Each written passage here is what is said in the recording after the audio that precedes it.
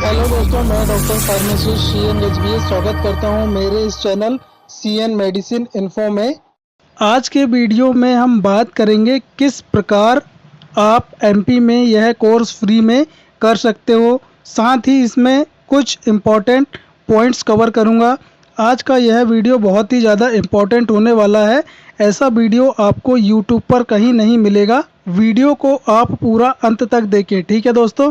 इसमें पहला point cover करेंगे दोस्तों, OT कोर्स का फुल फॉर्म क्या होता है। तो दोस्तों OT कोर्स का फुल फॉर्म होता है ऑपरेशन थिएटर टेक्नीशियन होता है, ठीक है दोस्तों।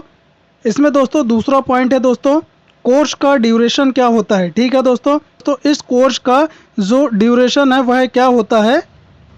इस कोर्स का ड्यूरेशन दोस्तों 2 साल होता है।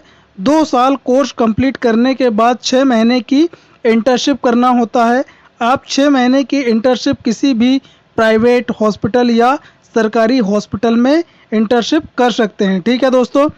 अब बात करेंगे दोस्तों, यह जो कोर्स है उसकी एलिजिबिलिटी क्या होती है, योग्यता क्या होती है इस कोर्स की, ठीक है दोस्तों। तो दोस्तों किसी भी मान्यता प्राप्त बोर्ड से साइंस स्ट्रीम से बायोलॉजी विषय के साथ 12वीं पास किया होना चाहिए, ठीक है दोस्तों।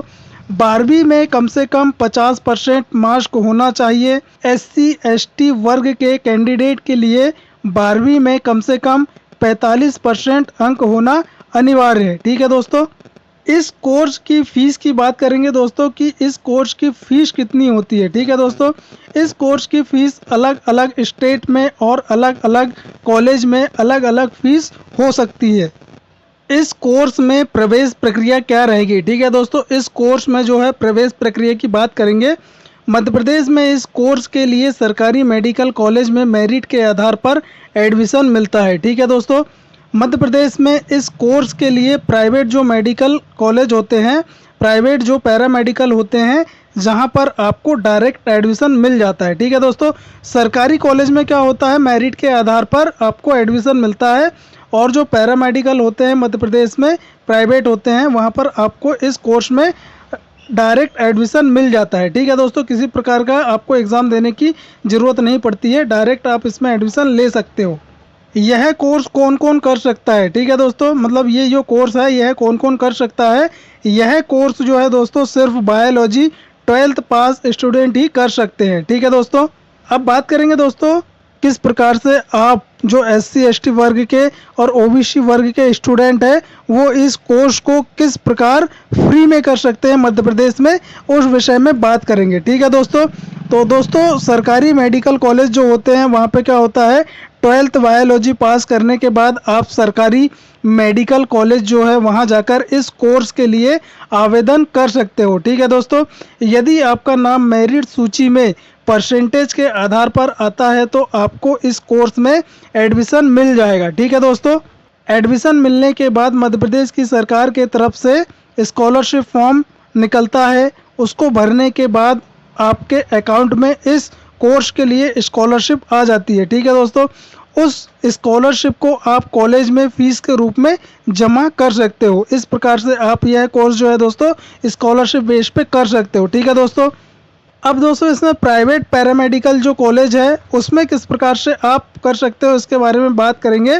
तो जो प्राइवेट पैरामेडिकल कॉलेज होते हैं दोस्तों 12th पास बायोलॉजी पास करने के बाद डायरेक्ट पैरामेडिकल कॉलेज में जाकर एडमिशन ले सकते हो। एडमिशन मिलने के बाद मध्य प्रदेश की सरकार के तरफ से स्कॉलरशिप फॉर्म निकलता है, ठीक है दोस्तों।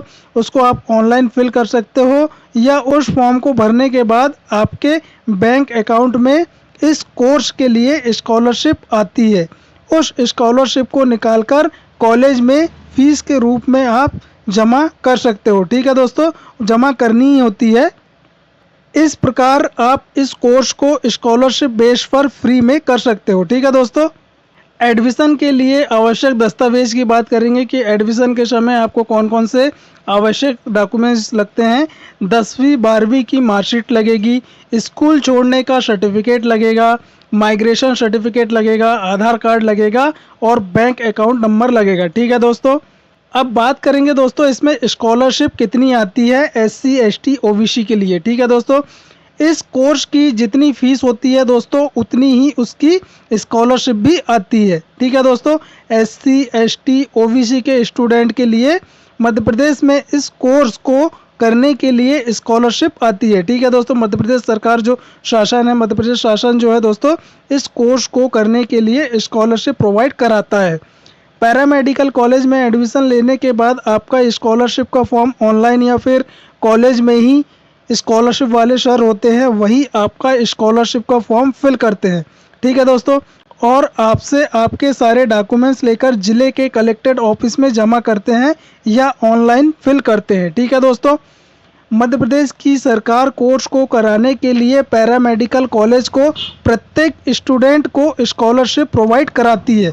ठीक है दोस्तों, उस स्कॉलरशिप पर पैरामेडिकल कॉलेज का अधिकार होता है, मतलब कि आपकी स्कॉलरशिप कॉलेज वाले अपने बैंक अकाउंट में ले लेते हैं या फिर आपके बैंक अकाउंट में स्कॉलरशिप आने के बाद उसे निकालकर कॉलेज में फीस के रूप में आपको देना होता है। ठीक है दोस्तों, इस प्रकार मध्य प्रदेश की सरकार इस कोर्स के लिए स्कॉलरशिप देती है। यह स्कॉलरशिप सिर्फ और सिर्फ SC ST OBC स्टूडेंट के लिए ही आती है। ठीक है दोस्तों, जनरल कैटेगरी के लिए स्कॉलरशिप नहीं आती है, वह फीस देकर यह कोर्स कर सकते हैं।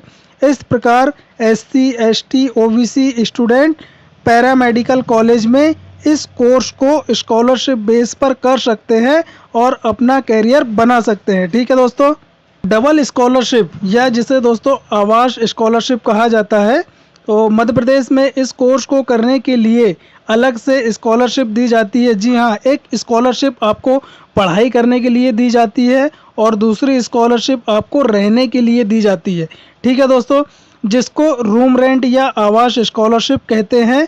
यह आवास स्कॉलरशिप सिर्फ SC और ST स्टूडेंट को ही दी जाती है। ठीक है दोस्तों, एग्जाम्पल की बात करेंगे, आप इस कोर्स को करने के लिए आपके घर से कहीं दूसरे ज़िले में जाते हो। ठीक है दोस्तों, मतलब कि आप मध्य प्रदेश में रहते हो, आप ज़िला छिंदवाड़ा के रहने वाले हो और आप कोर्स को करने के लिए एक ज़िले से दूसरे ज़िले में जाते हो। दूसरे ज़िले में आपका कोई भी पैतृक मकान नहीं होता है, मतलब दूसरे ज़िले में आपका कोई भी पैतृक मकान नहीं होना चाहिए। आप दूसरे ज़िले में रूम से रहकर पढ़ाई करते हो।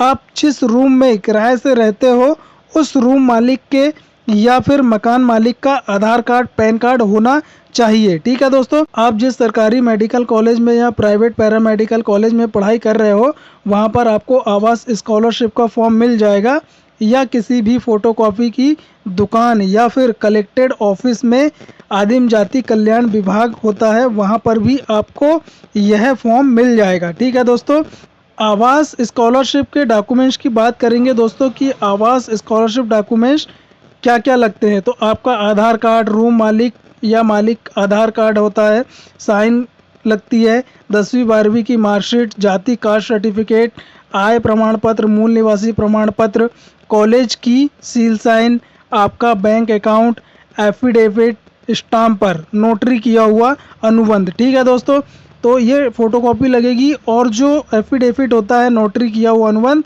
उसकी ओरिजिनल लगेगा। ठीक है दोस्तों, ये सभी डॉक्यूमेंट्स कंप्लीट होने के बाद आप अपने कॉलेज में या फिर डायरेक्ट कलेक्टेड ऑफिस में यह, उसके बाद कलेक्टेड ऑफिस से वेरिफिकेशन के लिए अधिकारी या ऑफिसर आते हैं आपके रूम पर, रूम चेक करने और आपके मकान मालिक से मिलने के लिए। वह चेक करने आते हैं कि आप रूम रेंट से रह रहे हो या नहीं रह रहे हो। वेरिफिकेशन करने के बाद कुछ सही पाए जाने पर फॉर्म ओके हो जाता है। ठीक है दोस्तों, वेरिफिकेशन करने आने के बाद सब कुछ यदि सही पाया जाता है तो फॉर्म क्या होता है, ओके हो जाता है।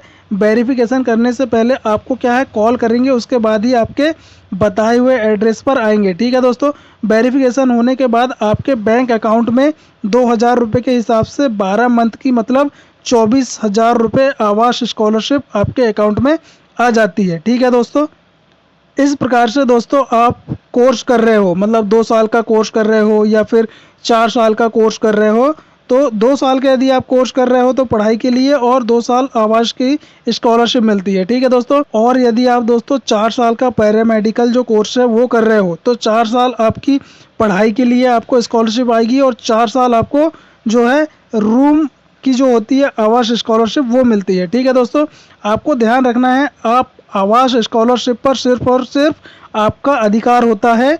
आपसे यदि कॉलेज वाले कहते हैं कि आवास स्कॉलरशिप दे दो, तो आप डायरेक्ट कलेक्टेड ऑफिस में कॉलेज के खिलाफ आवेदन से दे सकते हो। ठीक है दोस्तों, जो आवास की स्कॉलरशिप आती है उसमें आपका हक होता है। ठीक है दोस्तों, पढ़ाई के लिए कोर्स की स्कॉलरशिप आने पर आपको कॉलेज की जितनी भी फीस है उतनी आपको कॉलेज को देनी पड़ेगी। ठीक है दोस्तों, कुछ इंपॉर्टेंट ज़रूरी टिप्स बताऊंगा इसमें आपको दोस्तों। जब आप पैरामेडिकल कॉलेज में एडमिशन लेने जाओ तो आपको पैरामेडिकल कॉलेज में बोलना है मैं यह कोर्स करना चाहता हूँ, क्या यह कोर्स स्कॉलरशिप बेस पर हो जाएगा।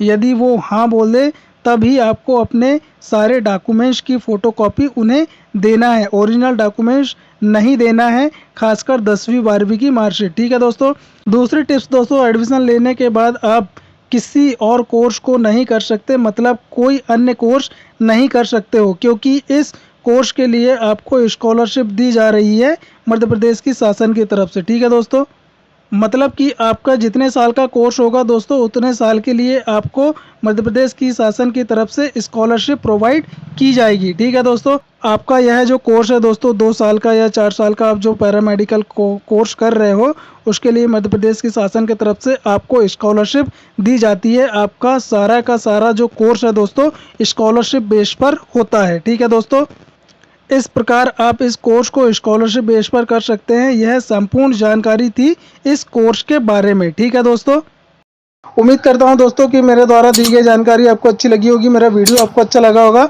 मेरा वीडियो आपको अच्छा लगा तो प्लीज़ आप मेरे वीडियो को लाइक करें, शेयर करें, कमेंट्स करें, और यदि आप मेरे चैनल पर नए हो तो प्लीज़ आप मेरे चैनल को सब्सक्राइब कर बेल आइकन के बटन को प्रेस कर दें, ताकि आने वाले समय में जब भी कोई नया वीडियो अपलोड करूँ तो उसका नोटिफिकेशन सबसे पहले आपको प्राप्त हो। थैंक यू दोस्तों।